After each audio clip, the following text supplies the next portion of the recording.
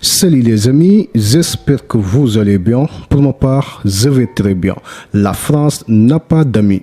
Elle n'a que des intérêts. C'est la formule devenue le refrain du général de Gaulle, qui n'aura pas lésiné sur tous les moyens pour éliminer physiquement les dirigeants africains qui ont tenté de se libérer du joug de la métropole. Depuis 1963, 22 présidents africains ont été assassinés avec la complicité des services secrets français. Le CDS, la DGSE et la DST. Ce sont ces trois bras armés qui ont fomenté des coups d'État en Afrique en se servant des vallées. Aujourd'hui, nous allons vous présenter quelques présidents africains qui ont été assassinés par la France. Alors, sans plus tarder, si vous êtes nouveau à la chaîne, n'oubliez surtout pas de vous abonner et d'activer la cloche de notification pour ne plus jamais rater aucune de nos vidéos. Allez, on commence.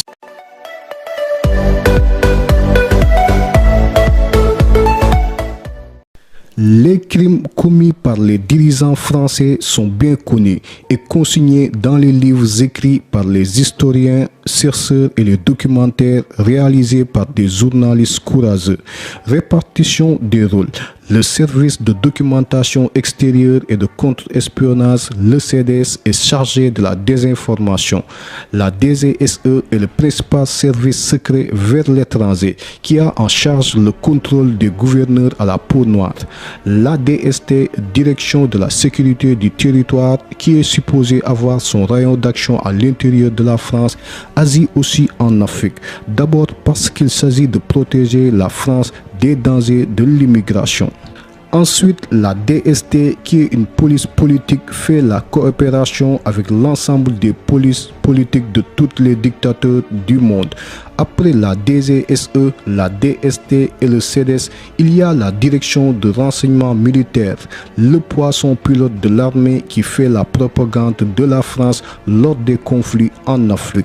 Tout cela a été bien ficelé depuis l'époque du général de Gaulle. De Gaulle a sacrifié les indépendances africaines au profit de celles de la France pour 4 raisons. La première, c'est le rang de la France à l'ONU avec un cortège d'États clients qui votent à sa suite.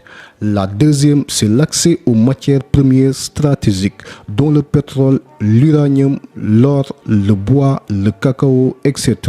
La troisième, c'est le financement de la vie politique française à travers des prélèvements sur l'aide publique au développement ou à la vente des matières premières.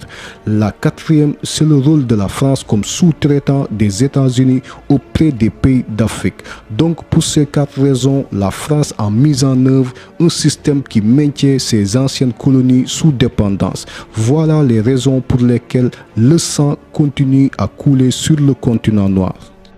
Au Cameroun, l'UPC luttait pour obtenir l'indépendance. Oumiobe, le leader, et ses camarades ont été massacrés entre 1957 et 1970 dans un bain de sang et les bombardements au napalm qui ont fait entre 100 000 et 400 000 morts.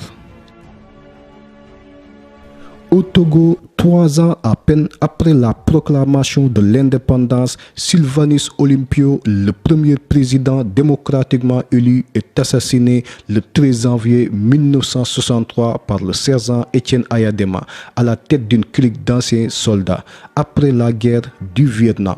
Ils ont fait un coup d'État avec l'appui de l'officier français qui était chargé de la sécurité du président Olympio. Après avoir passé plus de 40 ans au pouvoir, Étienne Ayadema, décédé en 2005, a été remplacé par son fils, Faure Ayadema, avec l'appui de la France. En Centrafrique, il y avait un homme d'État prometteur, Barthélemy Bongota, qui a été tué dans un accident d'avion le 29 mars 1959 entre Berberati et Bangui, alors qu'il était en campagne à l'intérieur de son pays. Le chef d'état-major, le colonel Jean-Bédel Bokassa, est propulsé au pouvoir le 1er janvier 1966 avec la bénédiction de la France qui profite pour ériger le pays en empire et piller les ressources centrafricaines. La suite, Bokassa tombe et meurt dans la misère. Aux Comores, 2 chefs d'État ont été assassinés et 2 autres ont été déposés par le mercenaire Bob Denard. Au Niger, Dès que Hamani Diori a voulu vendre son uranium à un autre pays autre que la France, il a été déposé par un coup d'état militaire au cours duquel il perdit la vie.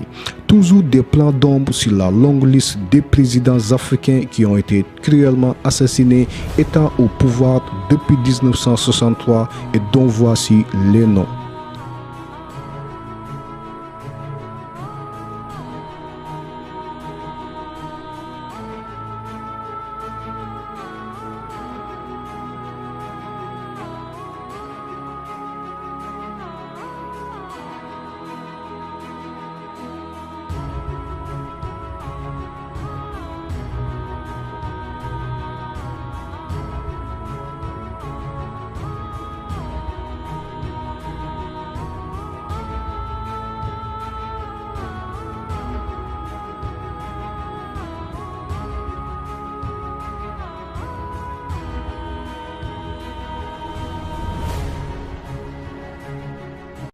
Il est donc clair que si Biya, Déby, Sassou Nguesso, Obiang Nguema et Gnassingbé durent autant au pouvoir, c'est parce qu'ils servent tout simplement les intérêts de la France.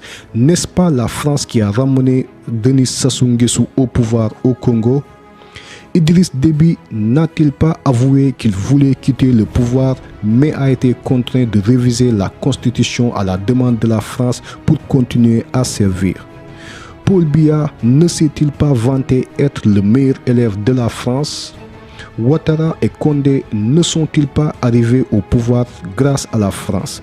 Voilà pourquoi ces serviteurs d'intérêt français peuvent tuer, truquer les élections, falsifier les constitutions, confisquer tranquillement le pouvoir en offrant en contrepartie les matières premières et en défendant le franc CFA. Comme le disait François Mitterrand, je cite: quand la France rencontre de bonnes idées et de bonnes personnes, elles font ensemble le tour du monde. Fin de citation. Allez les amis, c'était tout pour aujourd'hui. J'espère que cette vidéo vous a beaucoup intéressé. Si c'est le cas, lâchez un pouce bleu en l'air et dites-nous dans les commentaires ce que vous en pensez. Si vous êtes nouveau à la chaîne, n'oubliez surtout pas de vous abonner et d'activer la cloche de notification pour ne plus jamais rater aucune de nos vidéos. D'ici là, prenez soin de vous. Je vous dis merci et à très bientôt. Ciao.